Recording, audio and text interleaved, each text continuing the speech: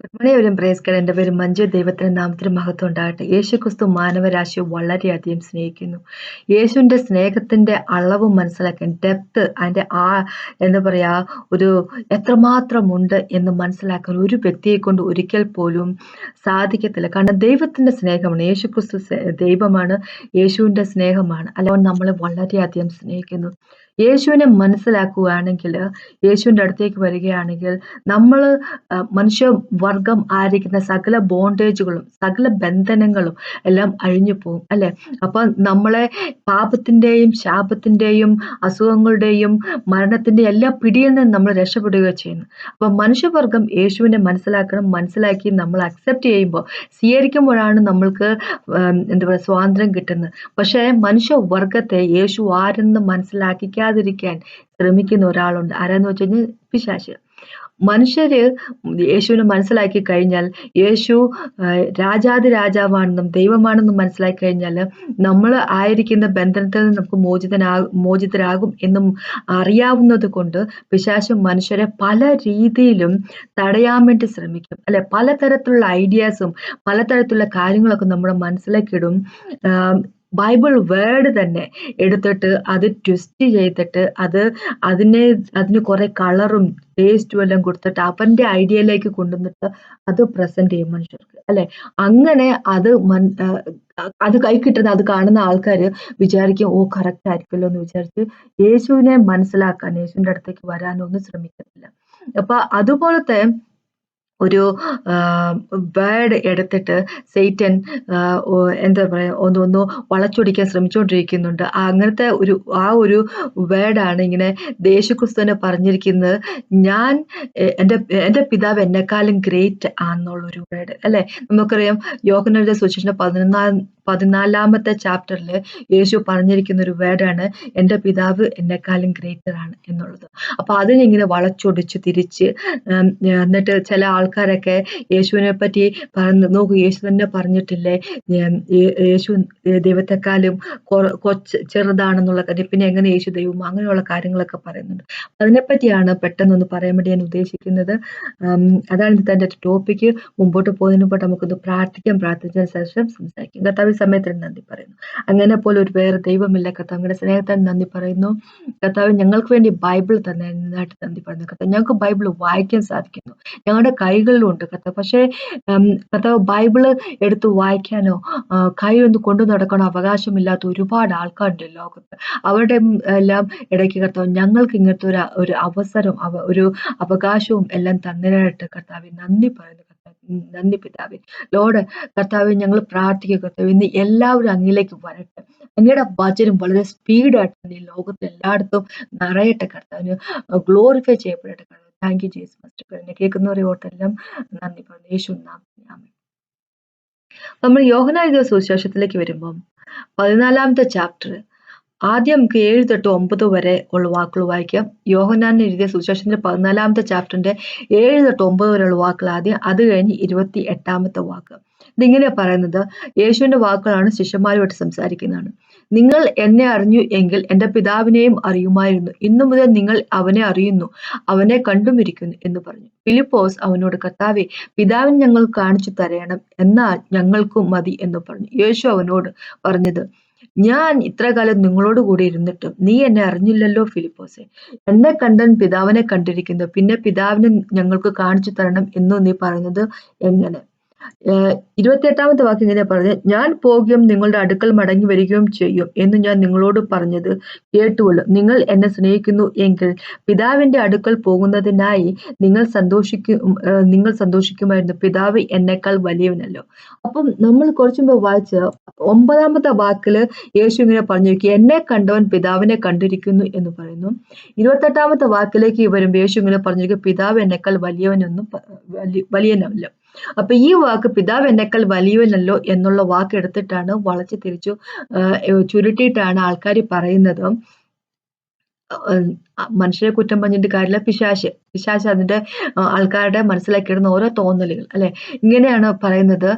യേശു ഈ വാക്ക് ഉപയോഗിച്ചിട്ടുണ്ട്, ഇങ്ങനെ പറഞ്ഞിട്ടുണ്ട്. യേശു തന്നെ പറയുന്നു, പിതാവ് യേശുവിനെക്കാളും വലിയവനാണ്, അതുകൊണ്ട് യേശു ദൈവമല്ല എന്നുള്ളത്. അപ്പോൾ നമ്മൾ നേരത്തെ വായിച്ച 9-ാമത്തെ വാക്കിൽ പറഞ്ഞിരിക്കുന്നത്, എന്നെ കണ്ടവർ പിതാവിനെ കണ്ടിരിക്കുന്നു യേശു പറഞ്ഞു. രണ്ടും രണ്ടായിട്ട് രണ്ട് രീതിയിൽ യേശു പറഞ്ഞതാണോ, എന്തോ യേശു പറഞ്ഞതിൽ വലിയ തെറ്റിപ്പോയതാണോ, അങ്ങനെയൊന്നും അല്ലല്ലോ. ചിലർക്കെങ്കിലും അങ്ങനത്തെ ഒരു സംശയം തോന്നുവാണെങ്കിൽ അവർക്ക് വേണ്ടിയാണ് സംസാരിക്കുന്നത് ഞാൻ. യേശു അങ്ങനെ രണ്ട് രീതിയിൽ രണ്ട് കാര്യങ്ങൾ പറഞ്ഞതല്ല. എന്ന് വെച്ച് കഴിഞ്ഞാല്, പിതാവിനെ കണ്ടവർ എന്നെ കണ്ടിരിക്കുന്നു എന്ന് പറഞ്ഞു കഴിഞ്ഞാൽ, പിതാവിനെ പറ്റി, പിതാവ് ആത്മാവാണ് അല്ലെ, നമുക്ക് കാണാൻ പറ്റത്തില്ല. പിതാവിനെ ആളുകൾ കണ്ടിരിക്കുന്നത് ഇപ്പൊ ഐസയ്യാനെ പോലുള്ള എസെക്കിയേല് ഒക്കെ ആൾക്കാര്, ഈ പ്രവാചകന്മാരെ കണ്ടിരിക്കുന്നത് വിഷൻ വഴിയാണ് കണ്ടിരിക്കുന്നത്. ജോൺ ഇത് അപ്പോസ്റ്റൽ ജോൺ, റൈറ്റ്, പത്മോസ് ദ്വീപിൽ വെച്ച് കണ്ടത് അതെല്ലാം വിഷൻ വഴിയാണ്. അവർക്കുണ്ടായിരിക്കുന്ന ഒരു സ്പിരിച്വൽ ലെവലിൽ അവർ നിൽക്കുമ്പോൾ ദൈവം അവരെ കാണിച്ചു കൊടുക്കുന്നുണ്ട്. പക്ഷെ റിയൽ ആയിട്ടുള്ള ഒരു ഫിസിക്കൽ കണ്ണുകൊണ്ട് കണ്ടിട്ടില്ല അല്ലെ. പക്ഷെ ഇവിടെ നമുക്കറിയാം, യേശു തന്നെ പറഞ്ഞിട്ടുണ്ട്, പിതാവ് ആത്മാവാണ് അല്ലെ. അപ്പൊ ആത്മാവും സത്യത്തിലും നമ്മൾ ദൈവത്തെ ആരാധിക്കണം എന്നും പറഞ്ഞിരിക്കുക. അപ്പൊ പിതാവിനെ നമുക്കറിയാം, പിതാവിന്റെ കണ്ടിട്ടില്ലാത്തൊരു യേശുക്രിസ്തുവിനെ കാണുമ്പോൾ പിതാവിനെ കാണുന്നു എന്ന് പറയുമ്പോ, ദൈവം ഈ ലോകത്തിലേക്ക് മനുഷ്യന്റെ രൂപത്തിൽ വന്നാണ് യേശുക്രിസ്തു അല്ലെ. എന്റെ ഷേപ്പില് എന്നെപ്പോൾ തന്നെ 100% ആയിട്ട് വേറെ ആരും കാണത്തില്ലല്ലോ അല്ലെ. അത് ഞാൻ മാത്രമല്ലേ കാണത്തുള്ളൂ. വേറൊരാള് ഞാനായിരിക്കുമെന്ന് പറയാൻ സാധിക്കത്തില്ല. ഷേപ്പ് അവിടെ ഇവിടെയൊക്കെ ഉണ്ട്. നമ്മുടെ ഫാമിലി കുടുംബത്തിലൊക്കെ പെട്ടവർക്കൊക്കെ, കുഞ്ഞുങ്ങൾക്കൊക്കെ നമ്മളുടെയൊക്കെ ഷേപ്പ് അവിടെ ഇവിടെയൊക്കെ ആയിട്ട് വരുമെന്ന് വിചാരിക്കും. പക്ഷെ നമ്മൾ ഓരോരുത്തരും നമ്മൾ തന്നെയാണ്, നമ്മൾക്ക് മാത്രമല്ലേ ആ ഷേപ്പ് ഉള്ളൂ അല്ലെ. അപ്പൊ ഇവിടെ യേശു പറഞ്ഞിരിക്കുക, എന്നെ കണ്ടവൻ പിതാവിനെ കണ്ടിരിക്കുന്നു എന്ന് അങ്ങനെ പറയുമ്പോ, എന്ന് വെച്ച് കഴിഞ്ഞാൽ പിതാവ് മനുഷ്യന്റെ രൂപത്തിലേക്ക് വന്നതാണ് യേശു ക്രിസ്തു എന്ന് അല്ലെ.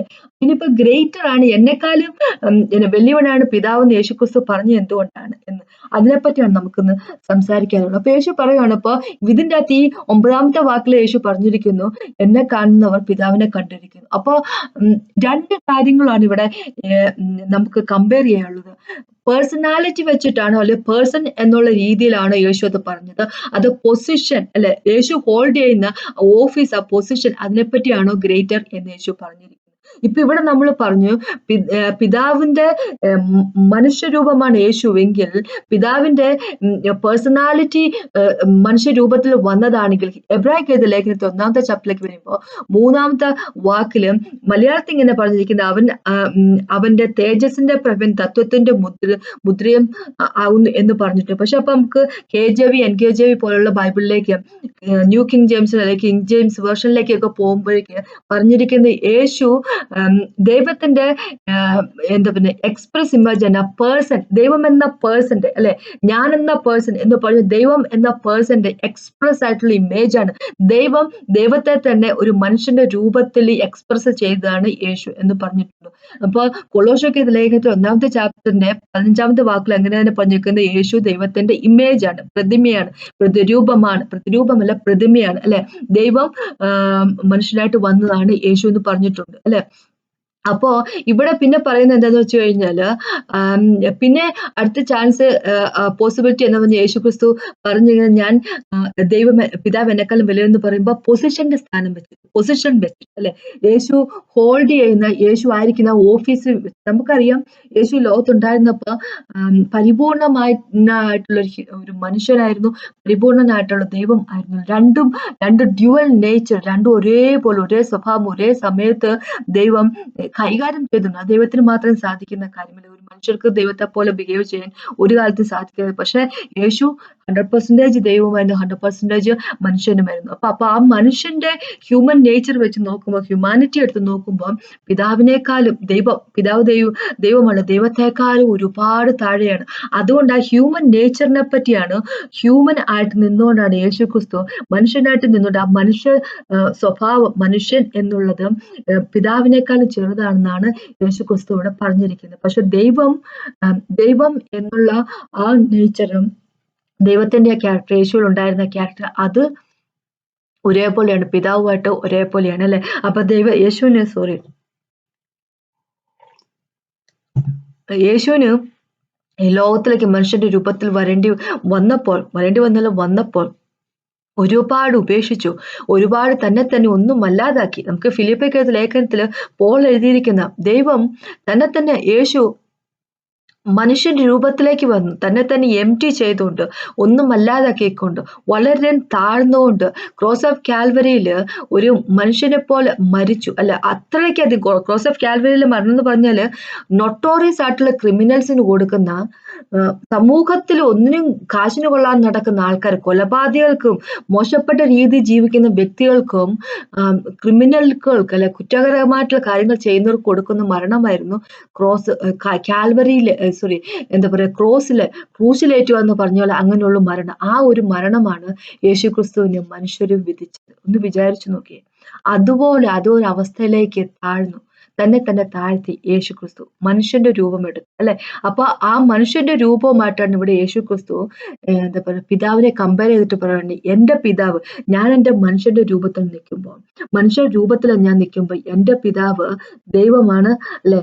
ആ ദൈവം എന്താ പറയുക, ഞാനും ദൈവവും തമ്മിൽ ഒരുപാട് അന്തരമുണ്ട്, മനുഷ്യൻ എന്നുള്ള ഞാനും ദൈവവും തമ്മിൽ ഒരുപാട് അന്തരമുണ്ട് എന്നാണ് യേശു ഇവിടെ പറഞ്ഞിരിക്കുന്നത്. യേശു കനായിലെ കല്യാണത്തിന്റെ സമയത്തിൽ അല്ലെ, ആദ്യത്തെ എന്താ പറയുക ഒരു മിറക്കിള് യേശു അവിടെ ചെയ്തത്, കനായിലെ കല്യാണത്തിന്റെ സമയത്ത് യേശുവിനെയും വിളിച്ചിരുന്നു അല്ലെ. യേശുവിന്റെ കുടുംബത്തിൽപ്പെട്ട ആരുടെയോ കല്യാണമായിരുന്നു. അപ്പൊ യേശുവിനെയും വിളിച്ചിരുന്നു. യേശുവിന്റെ മാതാവൊക്കെ അവിടെ ഉണ്ടായിരുന്നില്ല. അപ്പൊ മനുഷ്യൻ എന്ന രീതിയിൽ യേശുവിനെ വിളിച്ച് യേശു അവിടെ പോയി മറ്റുള്ളവരോടൊപ്പം ഇരുന്ന് ഭക്ഷണമൊക്കെ കഴിക്കുന്നു. അത് മനുഷ്യൻ എന്ന രീതിയിൽ നമ്മളെല്ലാം ചെയ്യുന്ന പോലെ. പക്ഷെ വീഞ്ഞ് തീർന്ന സമയത്ത് വെള്ളം വീഞ്ഞാക്കുന്ന സമയത്ത് അവരോട് അവിടെ നിന്ന് പണിക്കാരോട് യേശു പറഞ്ഞു, വെള്ളം കോരി ആ പാത്രങ്ങളിലേക്കൊക്കെ നിറയ്ക്കാൻ പറയുന്നു. നിറച്ചു കഴിഞ്ഞപ്പോ ഇനി ആ വെള്ളം അങ്ങോട്ട് കോരിക്കൊണ്ട് പൊക്കോളാൻ പറയുന്നു. പക്ഷെ ഒരു മനുഷ്യനെന്ന് വിചാരിച്ചു, മനുഷ്യ സ്വഭാവമാണ് അവിടെ കാണിച്ചതെങ്കിൽ നമ്മളൊക്കെ സാധാരണ എന്ത് ചെയ്യും? നമ്മൾ ദൈവത്തോട് പ്രാർത്ഥിക്കും, ദൈവമേ എനിക്കൊരാവശ്യമുണ്ട് അല്ലെ, ഇതൊന്ന് നടപ്പാക്കി തരണമേ, നമ്മൾ മുട്ടുകാൽ നിന്നങ്ങ് പ്രാർത്ഥിക്കുക ചെയ്യുന്നു. പക്ഷെ യേശുവിന്റെ മാനുഷികം ആയിട്ടുള്ള സ്വഭാവമല്ല അവിടെ കാണിച്ചത്, അവിടെ ദൈവത്തിന്റെ സ്വഭാവം കാണിച്ചത്.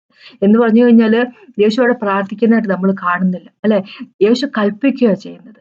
ദൈവത്തിന്റെ വാക്കുകൾ എന്താ ചെയ്യുന്നത്? ക്രിയേറ്റ് ചെയ്യും, ഓരോ കാര്യങ്ങൾ ഉണ്ടാക്കുകയാണ് ചെയ്യുന്നത്. ആദ്യയിൽ ദൈവം ഇങ്ങനെ പറഞ്ഞു, ഉണ്ടാകട്ടെ, വെളിച്ചം ഉണ്ടാകട്ടെ എന്ന് പറഞ്ഞപ്പോ വെളിച്ചം ഉണ്ടായി അല്ലെ. അപ്പൊ ഇവിടെ യേശു ഇങ്ങനെ പറയുവാണ്, പ്രാർത്ഥിക്കുകയല്ല ചെയ്യുന്നത്, ദൈവത്തോട് ഒന്ന് സംസാരിക്കുന്ന പോലുമില്ല. യേശു ഇങ്ങനെ പറയുക, വെള്ളം കോരി നിറച്ച വെള്ളം ഇനി എടുത്തുകൊണ്ട് പോ എന്ന് പറയുമ്പോ അവിടെ വെള്ളം വീഞ്ഞായി തീരുവാണ്. ദൈവമാണ് കൽപ്പിക്കുന്നത്, ദൈവത്തിന്റെ വാക്കുകളാണിത് അല്ലെ. അപ്പൊ അവിടെ അത് യേശു പ്രകടിപ്പിച്ച് തന്റെ ദൈവികമായിട്ടുള്ള ആ സ്വഭാവം, ദൈവം എന്നുള്ളതാണ് അല്ലെ. ദൈവമായിട്ടാണ് അവിടെ പ്രവർത്തിച്ചത്. അതേ സമയത്ത് മനുഷ്യന് വന്നപ്പോ കുറച്ചു നേരങ്ങൾക്ക് മുമ്പ് വെള്ളത്തിനെ വീഞ്ഞാക്കുന്ന ആ സമയത്തിന് മുമ്പ് വരെ ഭക്ഷണമൊക്കെ കഴിച്ച ആൾക്കാരുടെ കൂടെ വർത്താനൊക്കെ പറഞ്ഞുകൊണ്ടിരുന്ന ആളാണല്ലോ. ഇനി അതുപോലെ തന്നെ എന്താ പറയുക, ലാസറസിനെ ഉയർത്തെഴുന്നേൽപ്പിക്കുന്ന സമയത്തൊക്കെ യേശു മറ്റുള്ളവരെ കരച്ചിൽ കണ്ടപ്പോ, മേരിയുടെയൊക്കെ കരച്ചിൽ കണ്ടപ്പോ, അവിടെ കൂടെ നിന്നിരുന്ന ജൂതന്മാരുടെയൊക്കെ കരച്ചിലൊക്കെ കണ്ടപ്പോ യേശുവിന് വളരെയധികം സങ്കടമായി മനസ്സിന്റെ ഉള്ളിൽ അല്ലെ. അതേ സമയത്ത് യേശുവിന്റെ ആത്മാവ് വളരെയധികം ഗ്രോൺ ചെയ്തു. എന്തുകൊണ്ടാന്ന് വെച്ചാൽ മനുഷ്യവർഗം, ഞാൻ സൃഷ്ടിച്ച മനുഷ്യവർഗം ഇങ്ങനെയായിപ്പോൾ ഇങ്ങനത്തെ ഒരു അവസ്ഥയിൽ കൂടെയല്ലേ കടന്നുകൊണ്ട് അല്ലെ. ഞാൻ അവരെ സൃഷ്ടിച്ച സമയത്ത് അവരൊരിക്കൽ പോലും മരണത്തിലായി പോകണമെന്നോ ഈ പാപം കൊണ്ട് ഉണ്ടായ പ്രശ്നങ്ങളിലൊന്നും അവർ അകപ്പെട്ടു പോകണമെന്നുള്ള വിചാരത്തിലൊന്നും അല്ലല്ലോ ഞാൻ സൃഷ്ടിച്ചല്ല. പക്ഷെ എന്റെ സൃഷ്ടി ഇങ്ങനെയായി പോകുന്നല്ലോ എന്നുള്ള ദൈവികമായിട്ടുള്ള ഒരു വിഷമം ഇൻസൈഡ്, ഒരു സാഡ്നെസ് അല്ലെ ഇൻസൈഡ്. അതുകൊണ്ട് പിന്നെ ലാസറസിനോട് പുറത്തു വരാൻ പറഞ്ഞ സമയത്ത് പിതാവിനോട് നന്ദി പറയും, ദൈവമേ അങ്ങ് ഞാൻ പറയുന്നത് കേൾക്കുമല്ലോ, പക്ഷെ ഇവിടെ കൂടെ നിൽക്കുന്ന ആൾക്കാർക്ക് വേണ്ടി മാത്രമാണ് ഞാൻ സംസാരിക്കുന്നത് എന്ന് പറഞ്ഞുകൊണ്ട് ലാസറസിനോട് പുറത്തേക്ക് വരാൻ പറയുന്നു. പക്ഷെ യേശുവിടെ പ്രാർത്ഥിക്കും നമ്മൾ കാണുന്നത്, പിതാവേ ഇയാളെ ഒന്ന് പുറത്തു കൊണ്ടുവരണം, മരണത്തിൽ നിന്ന് കൊണ്ടുവരണമെന്ന് അങ്ങനെയൊന്നും പറയുന്നതായിട്ട് നമ്മൾ കാണുന്നില്ല അല്ലെ. അവിടെ ദൈവമാണ് യേശുക്രിസ്തു, ദൈവമായിട്ട് തന്നെ പ്രവർത്തിക്കും, അതേ സമയത്ത് മനുഷ്യനുമാണ്. അതെങ്ങനെയാണെന്നുള്ള കാര്യം നമുക്ക് അറിഞ്ഞുകൂടാ, നമുക്ക് മനസ്സിലാക്കാൻ സാധിക്കുന്നതിനേക്കാളും ഒത്തിരി അധികമാണ്. ഫിലിപ്പിയർക്കെഴുതിയ ലേഖനത്തിൽ രണ്ടാമത്തെ ചാപ്റ്ററിൽ എഴുതിയിരിക്കുന്ന പോലെ ദൈവം തന്നെ ഒന്നുമല്ലാതാക്കൊണ്ട് ഹമ്പിൾ ആക്കിക്കൊണ്ട് ലോകത്തിലേക്ക് വന്ന് പറയുമ്പോൾ മനുഷ്യന്റെ രൂപം എടുത്തു നമുക്ക് മനസ്സിലാക്കുന്നതിനൊക്കെ പുറത്താണ് അല്ലെ. നമുക്ക് മനസ്സിലാക്കാൻ സാധിക്കത്തില്ല. മനുഷ്യന്റെ ചെറിയ ബ്രെയിൻ വെച്ച് നമുക്ക് മനസ്സിലാക്കാൻ പറ്റത്തില്ല.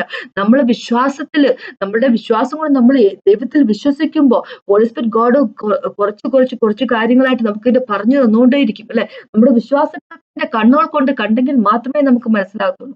അല്ലാതെ ആ യേശു പറഞ്ഞല്ലോ, ജീസസ് പറഞ്ഞല്ലോ, ഞാൻ എന്റെ പിതാവ് എന്നെക്കാളും ഗ്രേറ്റർ, അപ്പൊ അത് തന്നെ പ്രൂഫ് അല്ലേ യേശുക്രിസ്തു ദൈവമല്ലെന്നുള്ളത്. കാര്യം എന്താന്ന് വെച്ച് കഴിഞ്ഞാൽ ഇതൊക്കെ ഇങ്ങനെ ഒന്നും ബൈബിള് മൊത്തം വായിക്കാതെ, ചാപ്റ്റർ മൊത്തം വായിക്കാതെ ഓരോ വർത്താനമൊക്കെ പറഞ്ഞുകൊണ്ട് നടക്കുന്ന ആൾക്കാർക്ക് അവര് വിചാരിക്കും യേശുക്രിസ്തുവിനെ ഒന്ന് നാണം കെടുത്തുവാന്നോ, യേശുക്രിസ്തു ദൈവമല്ലെന്നൊക്കെ ഞങ്ങളങ്ങ് പ്രൂവ് ചെയ്യുവാ, ഞങ്ങളങ്ങ് തെളിയിക്കുവാണെന്നോ, അങ്ങനെ ഞങ്ങൾ വലിയവരാകുമെന്നൊക്കെ ഉള്ള ഒരു വിചാരത്തിലൊക്കെ പുറത്ത് അവരങ്ങോട്ട് പോവുക. പക്ഷെ ശരിക്കും പറഞ്ഞാൽ എന്താ നടക്കുന്നത്? യേശുവിനെ രക്ഷകനായിട്ട് സ്വീകരിച്ചില്ലെങ്കിൽ ഈ പറയുന്ന ഒരൊറ്റ എണ്ണം പോലും, ഒരൊറ്റ ആൾക്കാർ പോലും സ്വർഗത്തിലായിരിക്കത്തില്ല. ഒരൊറ്റ സ്വർഗമേ ഉള്ളൂ. സകല ദൈവങ്ങളും പറഞ്ഞ ഡിഫറെന്റ് ആയിട്ടുള്ള സ്വർഗമൊന്നുമില്ല. ഒരൊറ്റ സ്വർഗം മാത്രമേ ഉള്ളൂ. ഒരൊറ്റ ദൈവം മാത്രം, ജീവിക്കുന്ന ദൈവം, അത് യേശുക്രിസ്തു മാത്രമേ ഉള്ളൂ അല്ലെ? അപ്പൊ യേശുവിനെതിരായിട്ട് നിൽക്കുന്ന വ്യക്തികൾ ആരും സ്വർഗത്തിലാകാൻ പോകുന്നില്ല. നമ്മള് യേശു ദൈവമല്ല എന്ന് പ്രൂവ് ചെയ്യിക്കാൻ വേണ്ടി നമ്മള് ആൾക്കാർ പരിശ്രമിക്കുമ്പോ നഷ്ടപ്പെട്ടു പോകുന്ന നമ്മുടെ ജീവനാണ്. അത് മനുഷ്യരെപ്പോഴും മനസ്സിലാക്കിയിരുന്ന കൊള്ളാം അല്ലെ? ദൈവത്തിന് നഷ്ടമെന്ന് പറഞ്ഞു പോയ എന്താ പറയുക, ദൈവത്തിന്റെ ഒപ്പം നിൽക്കാനുള്ള ആൾക്കാരുണ്ട് അല്ലെ? ദൈവത്തിന് വേണ്ടി സ്വന്തം ജീവൻ പണയം വെച്ച് ജീവൻ കൊടുത്ത വ്യക്തികളുണ്ട്. അവരുണ്ട് ദൈവത്തിന് അല്ലെ? കോടാനുകോടി വരുന്ന എന്താ പറയാ ഏഞ്ചൽസും ഉണ്ട്, മാലാഖമാരും ഉണ്ട് ദൈവത്തിന് കൂടെ നിൽക്കാൻ വേണ്ടി. ദൈവത്തിന് എല്ലാവരും വേണം, ദൈവത്തിന് ആഗ്രഹം ഉണ്ടെങ്കിൽ പോലും പലരും ദൈവത്തിന്റെ കൂടെ ഉണ്ടാകത്തില്ല എന്നുള്ള കാര്യം ദൈവത്തിന് അറിയാം അല്ലെ? ദൈവത്തിന് അത് ഓർക്കുമ്പോൾ സങ്കടമുണ്ട്, കാര്യമാണ്. പക്ഷേ ദൈവം നീതിമാനാണ്. ഇവര് വെറുതെ പല ആൾക്കാരും ദൈവം യേശുക്രിസ്തു പ്രോഫറ്റ് ആണ് അല്ലെ, അങ്ങനെയൊക്കെ ഒന്ന് എന്താ പറയാ ഒന്ന് പ്രൂവ് ചെയ്യാൻ വേണ്ടി കടന്ന് പെടാപ്പാട് പെട്ടുകൊണ്ടിരിക്കുന്ന ഒരു കൂട്ടം ആൾക്കാരുണ്ട്. നഷ്ടപ്പെടുന്നത് അവർക്ക് വേണ്ടി, അവർക്ക് മാത്രം നഷ്ടപ്പെടുന്ന അവരുടെ ജീവിതം മാത്രമാണ്. ഈ ലോകത്തില് അല്ലെ പിശാചിന്റെ പിടിയിലായി പോകുന്ന അവര് മാത്രമാണ്. അതവര് മനസ്സിലാക്കി കഴിഞ്ഞാൽ കൊള്ളാം. യേശു ദൈവമാണ്. ഈ ലോകത്തിലേക്ക് പിതാവ് മനുഷ്യന്റെ രൂപത്തിൽ വന്നതാണ് യേശുക്രിസ്തു അല്ലെ? ഇങ്ങനെ മേരിയോട് ഇങ്ങനെയല്ല പറഞ്ഞിരിക്കുന്നത്, ദൈവത്തിന്റെ ആത്മാവ് വരും അല്ലെ, ഹോളി സ്പിരിറ്റ് ഗോഡ് വരും, ദൈവത്തിന്റെ ശക്തി നിന്നെ വന്ന് നിറയുമ്പോ ദൈവപുത്രൻ എന്നുള്ള പേരിൽ അറിയപ്പെടും. കുഞ്ഞു ജനിക്കുന്ന ദൈവത്തിന്റെ പുത്രൻ എന്നുള്ള പേരിൽ അറിയപ്പെടും. അല്ലാതെ ദൈവത്തിന് എന്താ പറയാ ഒരു മനുഷ്യ സ്ത്രീയിൽ കുഞ്ഞു ജനിച്ചതല്ല. ദൈവം തന്നെ മനുഷ്യപുത്രന്റെ പേരിൽ അറിയപ്പെടും, സൺ ഓഫ് ഗോഡ് എന്നുള്ള പേരിൽ അറിയപ്പെടും എന്ന് മാത്രമേ പറഞ്ഞുള്ളൂ. അല്ലാതെ ദൈവത്തിന്റെ പുത്രൻ എന്നുള്ളതല്ല, ദൈവം തന്നെയാണ്, യേശുക്രിസ്തു തന്നെയാണ് അല്ലെ? യേശു ദൈവമാണ് അല്ലെ? യേശു പേഴ്സണാലിറ്റിയില്, പേഴ്സൺ എന്നുള്ള നിലയില് പിതാവുമായിട്ട് ഒരേപോലെയാണ്. പക്ഷെ ആ ഓഫീസ്, മനുഷ്യൻ എന്നുള്ള ഒരു പൊസിഷൻ ഈ ലോകത്തിൽ ഹോൾഡ് ചെയ്തപ്പോൾ, മനുഷ്യൻ എന്നുള്ള രീതിയിലായിരുന്നപ്പോൾ യേശുക്രിസ്തു ആ മനുഷ്യൻ എന്നുള്ള ആ സ്വഭാവം, ആ ഹ്യൂമാനിറ്റി പിതാവിനേക്കാളും ചെറുതാണ്. അതുകൊണ്ടാണ് പറഞ്ഞത് എന്റെ പിതാവ് എന്നെക്കാളും വലിയവനാണ് എന്ന് പറഞ്ഞത്. അല്ലാതെ ദൈവം തന്നെയാണ് എപ്പോഴും. അപ്പൊ അതാണ് എനിക്കിത് പറയാനുള്ളത്. എല്ലാവർക്കും വേണ്ടി പ്രാർത്ഥിക്കാം. നമുക്ക് സാൽവേഷൻ കിട്ടാൻ വേണ്ടി, എല്ലാവരെയും കണ്ണുകൾ തുറക്കാൻ വേണ്ടി അല്ലെ, യേശുവിലേക്ക് വരാൻ വേണ്ടി. ഒരൊറ്റ ആത്മാവ് പോലും നഷ്ടപ്പെട്ടു പോകണമെന്ന് നമ്മുടെ ദൈവത്തിന് ആഗ്രഹമില്ല. അതുപോലെ തന്നെ ആയിരിക്കണം നമ്മുടെ സ്വഭാവം അല്ലെ? യേശുവിൽ കണ്ട ആ ക്യാരക്ടർ നമ്മളിലും ഉണ്ടാകട്ടെ എന്നാണ് ദൈവം പറഞ്ഞിരിക്കുന്നത്. അപ്പൊ യേശുവിൽ കണ്ട ക്യാരക്ടർ തന്നെ ഒന്നുമല്ലാതാക്കിക്കൊണ്ട്, തന്നെ താഴ്ത്തിക്കെട്ടുകൊണ്ട് മനുഷ്യവർഗത്തിന് വേണ്ടി അല്ലെ, തന്റെ എന്താ പറയാ തന്റെ ദൈവം എന്നുള്ള പദവി അല്ലെ, അത് കംപ്ലീറ്റ് ആയിട്ട് എടുക്കാതെ ഈ ലോകത്തിലേക്ക് മനുഷ്യന്റെ ഫോമിൽ വന്നെങ്കിൽ, മനുഷ്യനായിട്ട് ചുരുങ്ങിയെങ്കിൽ അല്ലെ, ആ ദൈവത്തിൽ കണ്ട ആ മനസ്സ്, ആ നന്മയുള്ള മനസ്സ് അല്ലെ, ആ മനുഷ്യവർഗത്തോട് ഉള്ള സ്നേഹം എന്നുള്ള ആ ഒരു കാര്യം നമ്മുടെ ഉള്ളിലും ഉണ്ടാകട്ടെ. ആ ഒരു മനസ്സ് നമുക്കും ഉണ്ടാകട്ടെ. മറ്റുള്ളവർക്ക് പ്രാർത്ഥിക്കാൻ അല്ലെ, മറ്റുള്ളവർക്ക് വേണ്ടി, മറ്റുള്ളവരുടെ ആത്മാവിനെ ദൈവത്തിലേക്ക് കൊണ്ടുവരാൻ ഉള്ള ഒരു മനസ്സ് അത് നമ്മളിലുണ്ടാകട്ടെ. മറ്റുള്ളവർ സ്നേഹിക്കാനുള്ള ഒരു മനസ്സ് അത് നമ്മളിലും ഉണ്ടാകട്ടെ. അതാണ് നമ്മുടെ യേശു പറയുന്നത്. അങ്ങനെ തന്നെ ആകട്ടെ. നമ്മൾ പ്രാർത്ഥിക്കണം, എല്ലാവർക്കും വേണ്ടി പ്രാർത്ഥിക്കണം അല്ലെ? സമയം വളരെ മോശമായിക്കൊണ്ടിരിക്കുകയാണ്. ഒരുപാട് ഡാർക്ക്നെസ് ആണ് സൊസൈറ്റിയിൽ. ഒരുപാട് കാര്യങ്ങൾ നടന്നുകൊണ്ടിരിക്കുന്നത്. ഒരിക്കൽ പോലും നടക്കാത്ത പല കാര്യങ്ങളും നടക്കുന്നു. അപ്പൊ നമുക്ക് മറ്റുള്ളവർക്ക് വേണ്ടി പ്രാർത്ഥിക്കും. അതാണ് എനിക്ക് പറയാനുള്ളത്. അപ്പൊ നമുക്ക് പ്രാർത്ഥിക്കുന്നത്. കർത്താവ് സമയത്ത് നന്ദി പറയുന്നു. കർത്താവ് അങ്ങനെ പോലെ ദൈവമില്ല. Thank you Jesus master. കർത്താവെ, അങ്ങയിലുണ്ടായിരുന്ന മനസ്സ്, അങ്ങയുടെ മനസ്സ് ഞങ്ങൾക്കും ആയിരിക്കട്ടെ കർത്താവെ. ഓ മാസ്റ്റർ, അങ്ങും മനുഷ്യവർഗത്തെ ത്രിപാത്രം സ്നേഹിച്ച പോലെ കർത്താവെ, അവരുടെ ആത്മാക്കളെ സ്നേഹിക്കാനുള്ള കൃപ ഞങ്ങൾക്കും തന്നെന്ന് അപേക്ഷിക്കുന്നു യേശുവിൻ നാമത്തിൽ. എല്ലാ മഹത്വവും ഗ്ലോറിയും അങ്ങേക്ക് തന്നെ. എന്നെ കേട്ടുകൊണ്ടിരിക്കുന്ന ആൾക്കാരെ ഒട്ട് പ്രാർത്ഥിക്കുന്നു. സകലവിധ നന്മ അവരുടെ ജീവിതത്തിൽ ഉണ്ടാകട്ടെ യേശുവിൻ നാമത്തിൽ. ഇത് കേട്ട ദൈവത്തിനാമത്തിൽ മഹത്വം ഉണ്ടാകട്ടെ.